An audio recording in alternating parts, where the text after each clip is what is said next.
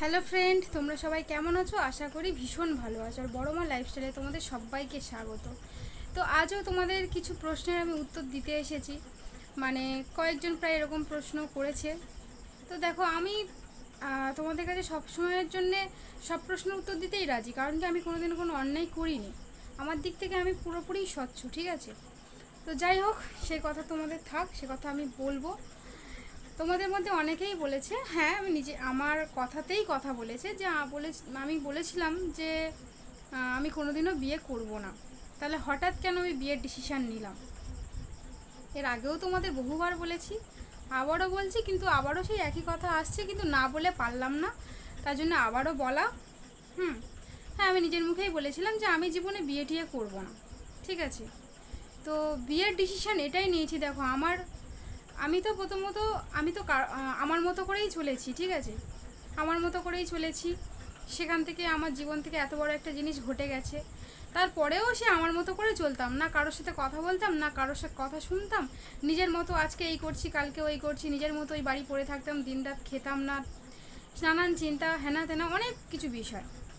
আজকে আমি একটু আমার সবসময় নিজের কথা ভাবছি, যে দেখছি যে আমার জন্য আমার পরিবার কষ্ট পাচ্ছে, আমার জন্য আমার মা কষ্ট পাচ্ছে। এই যে মানুষটা দেখছো পাশে বসে আছে, তোমাদেরও আমি সবসময় বলি যে মায়ের বুকে প্রেস মেকার। আমার তোমার মেশিনটা কোথায় বসানো আছে দেখাও। এই দেখো, এই দেখো বন্ধুরা, আপনাকে ভালো করে দেখাই। এইখানে কাটা আমার লাইটটা কম বলে এইখানে মেশিনটা বসানো আছে। তো এই যে মাকে দেখছো, এই মানুষটা অসুস্থ, একটা কৃত্রিম নিঃশ্বাসে সে বেঁচে আছে। আর শুধু যদি স্বার্থপরের মতো নিজের কথা ভাবি যে আমি আমার মতো চলবো, দেখছি নিজের জন্য আমার নিজের কথা ভাবছি যেহেতু এত বেশি, দেখছি আমার জন্য আমার মা বাবা সবাই, আমার পরিবার সবাই খুব কষ্ট পাচ্ছে। বিশেষ করে আমার মায়ের তো চিন্তা, মানে টেনশন একদম নেওয়া যাবে না, ডাক্তার তো প্রথমেই বলে দিয়েছিল, ঠিক আছে? তো আমার জন্যে আমার দিদি, আমার পুরো ফ্যামিলি আমার মাকে হারিয়ে ফেলবে, সে একটা ভয় আর সে একটা কষ্ট আমার বুকের মধ্যে সব সময় না, মানে আমি তোমাদেরকে বলে বোঝাতে পারবো না যে আমার ঠিক কী হয়, যার জন্য বাধ্য হয়ে আমি বিয়ের ডিসিশানটা নিয়েছি। এবার বাকি মা তুমি বলো, মা তোমার সাথে কিছু কথা বলবে। কী করবো বলো? আমরা বেঁচে আছি, বেঁচে থাকতে থাকতে ওকে একটু হিরলে করে দিয়ে যাই, নাহলে তো পাঁচে পাঁচজন ছিঁড়ে খাবে বলো। আমরা মরে গেলে ওর কে দেখবে? আমার তো আর ছেলে নেই, সব মার মেয়ে, তা সবাই শ্বশুর বাড়ি, ওর কে দেখবে বল বাবা? ওই জন্য বলি মা তুই তোর একটা হাত ধরে দিয়ে যাই, দিয়েও আমরা মরে শান্তি পাবো, যে না আমার সব কটা আমি সবার হাতে তুলে দিয়ে এসেছি, এই জন্য, আর অন্য কিছু কথা নেই। আর সব থেকে বড় কথা, দেখো, তোমরা তাকে কোনোদিনও আমি ভুলতে পারবো না, আর আজও পর্যন্ত কাঁদে, ঠিক আছে? তাকে আমি কোনোদিন ভুলতে পারবো না, এটা আমার পক্ষে অসম্ভব, ঠিক আছে? কিন্তু পরিস্থিতি মানুষকে এমন জায়গায় ফেলে দেয় না, যেখান থেকে নিজের কথা শুধু যদি আমি ভাবি, তাহলে আমি অনেক কিছু হারিয়ে ফেলবো। জীবনে সব থেকে বড় জিনিসটা তো হারিয়ে ফেলেছি, হারিয়ে গেছে আমার থেকে। তো আমি চাই না আমার মাকেও আমি হারিয়ে ফেলে আমার পরিবারকে আমি মানে এর মধ্যে ফেলে দিই। কারণ কি, আমার বাবা, আমি একটু তোমাদের অনেক কষ্টের স্বীকার করে দিয়েছি।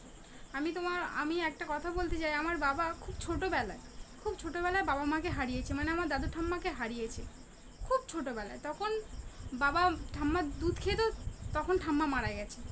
বাবা ক্লাস 4-এ পড়ে, তখন দাদু মারা গেছে।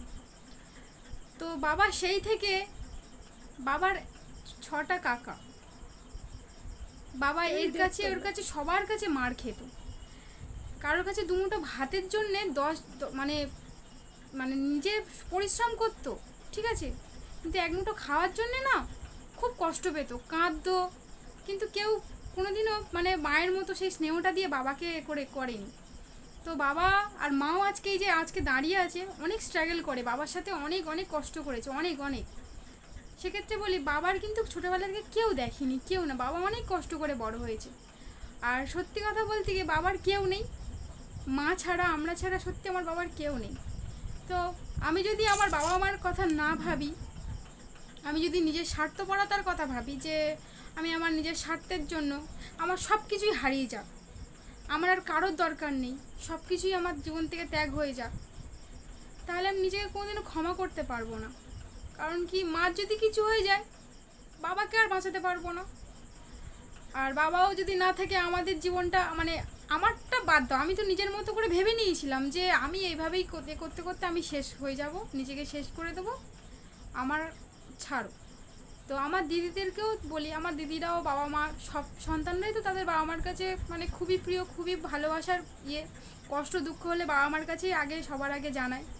তো আমার জন্যে আমার দিদিরাও কষ্ট পাবে, সবাই কষ্ট পাচ্ছে দেখছি, তার জন্যে আমার এই ডিসিশানটা নিতেই হলো যে না, আমার বিয়ে করতে হবে। ঠিক আছে, দিন রাত বিয়ে করো বিয়ে করো, দেখছি মা অসুস্থ হয়ে পড়ছে, চিন্তা করছে, কাঁদছে, খাচ্ছে না। ঠিক আছে, লাস্টে ওই জন্য স্বীকার হলাম যে ঠিক আছে, তোমাদের কথা হোক, আমার জীবনে যদি সুখ আসে তাহলে তাই হবে, আর জীবনে যদি আবার দুঃখ আসে তো হবে। তবে তোমাদের জন্য আমি প্রথমত তোমাদের কথা তো আমি শুনিনি, বিট্টুকে আমি নিজে ভালোবেসে বিয়ে করেছিলাম সবার অমতে, সেখানে আমি সুখেও ছিলাম। তারপর ভগবান যদি তাকে তুলে নেয় সে দোষ তারও না আর আমারও না। ঠিক আছে, এবারে কথা হচ্ছে বাবা মার কথা আমি বলেছি যে এবার আমি বাবা মার কথা আমাকে শুনতে হবে। বাবা মাকে যদি আমি যদি মানে নিজের কথা যদি এত দাম দিই তাহলে এদেরকে আমি হারিয়ে ফেলবো। আর আমার হারানোর থেকেও বড় কথা, আমার দিদিরা কোনদিন আমি ওদের সামনে দাঁড়াতে পারবো না, পুরো পরিবারটা আমার ভেসে যাবে।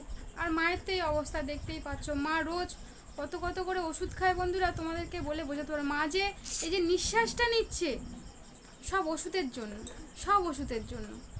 ঠিক আছে, সেই মানুষটাকে ডাক্তার তো বলে দিয়েছে, মায়ের হচ্ছে পেসমেকারটা বসানো হয়েছিল আয়রন টেকর থেকে, ডাক্তার প্রথমেই মাকে বলে দিয়েছে কোনো টেনশন করা যাবে না। ঠিক আছে, মা সবসময় দিন রাত আমার জন্য কাঁদে। বলো কোন সন্তান এটা কি মেনে নেবে যে তার জন্য তার বাবা মা কষ্ট পাক, দিন রাত কাঁদুক? সেজন্য আমি এই ডিসিশানটা নিয়েছি। তো আমি কি খুব বড় অপরাধ করে ফেলেছি এই ডিসিশানটা নেওয়ার জন্য? তোমাদের মধ্যে যারা আমাকে ভীষণ ভালোবাসো, আজও ভালোবাসো, আমাকে সাপোর্ট করো, সবসময় পাশে থাকো, তারা বলেছে বোন তুমি খুব ভালো ডিসিশান নিয়েছো। কিন্তু দুই একজনের কথা আমি বলছি, তারা বলেছে যে তুমি তো বলেছিলে যে বিয়ে করবে না, তোমার আবার এখন বিয়ে করার। কেউ কেউ বলেছে এর চ্যানেলে গিয়ে দেখে এসো ও কী করছে। দেখো, কার কথা কি আমি বলতে পারবো না, কিন্তু আমার জন্য না, আমার মায়ের জন্য আমাকে বাঁচতে হবে, মায়ের জন্য আমাকে বাঁচতে হবে, তাই জন্য এই ডিসিশান নিয়েছি। আর তোমরা ভালো থাকো, তাকাও আমি তাকে কোনোদিনই ভুলতে পারবো না। তোমরা তোমাদের আশীর্বাদ করে তোমরা ভালো থাকো, আর আমার মেয়েটাকে তোমরা আশীর্বাদ করে ও ভালো থাকে যেন, আর কিচ্ছু চাই না। তো আমার এইটুকুই কথা তোমাদের সাথে বলার ছিল। ঠিক আছে, আমি ভাবলাম এইটুকু কথা না বললে মানে আমি আর থাকতে পারছিলাম না না বলে, যে না আমি আমার এই কথাটা বলা দরকার, আমি বলবো তোমাদেরকে যে হ্যাঁ একসময় তো সত্যি সত্যি আমি নিজের মুখেই বলেছিলাম যে আমি বিয়ে করব না, আমি বিয়ে, কেউ আমাকে স্বীকার করাতে পারে। এখনও পর্যন্ত আমার সত্যি কথা যে বসে আছে মা পাশে, এখনও পর্যন্ত আজও আমার মনের মধ্যে শুধু একটাই কথা চিন্তা হয় যে আমার সংসার বাঁধার কথা কোথায় ছিল, আজকে আমি কোথায় পড়ে আছি। ঠিক আছে, তো যাই হোক, মায়ের জন্য আমাকে এই ডিসিশান নিতে হলো।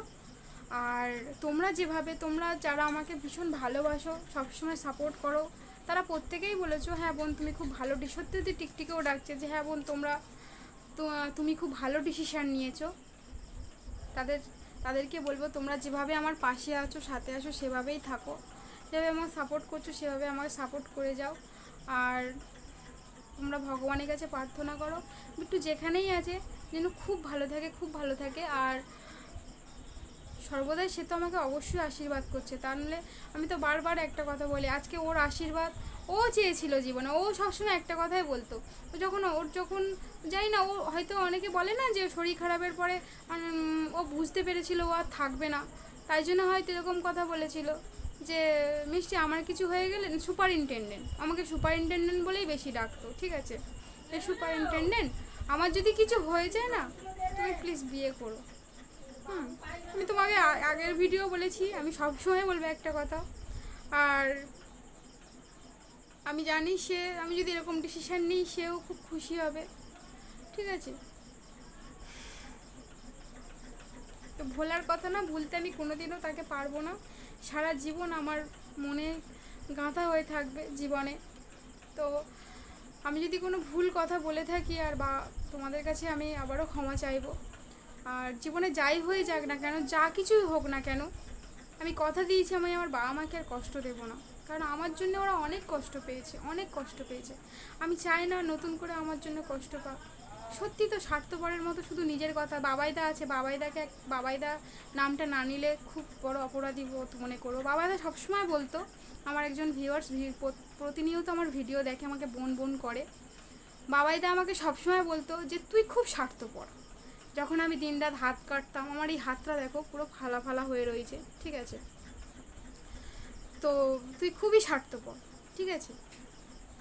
তুই শুধু নিজের কথা ভাবিস, একবারও বাবা মার কথা ভাবিস না। সে বাবাইদাকে বললাম যে আমি আর স্বার্থপরতা থেকে আমি বাবা মার কথা ভাবছি, বাবা মার কথাই চিন্তা করছি, আর তাদের কথাই শুনবো। অর্থাৎ তোমরা যেভাবে আমার পাশে আছো, সাথে আছো, সেভাবে থাকো। আর জীবনে যা কিছু হয়ে যাক, সব কিছু তোমাদের যেমন আমি বলি সব কিছুই শেয়ার করবো। আর আর কিছু বলার নেই আমার। আর তোমরা প্লিজ যারা আমাকে ভুল বুঝছো, তারা প্লিজ আমাকে ভুল বুঝো না, প্লিজ ভুল বুঝো না আমার, ঠিক আছে? দু একজন তো এরকম কমেন্ট করছে, দেখেছি, আমি দেখছি। আর প্রায় বেশ সবাই ভালো কমেন্টই করেছে। সবাই একই কথাই বলেছে, বোন তুমি বিয়ে করো, তোমার জীবন অনেক পড়ে আছে।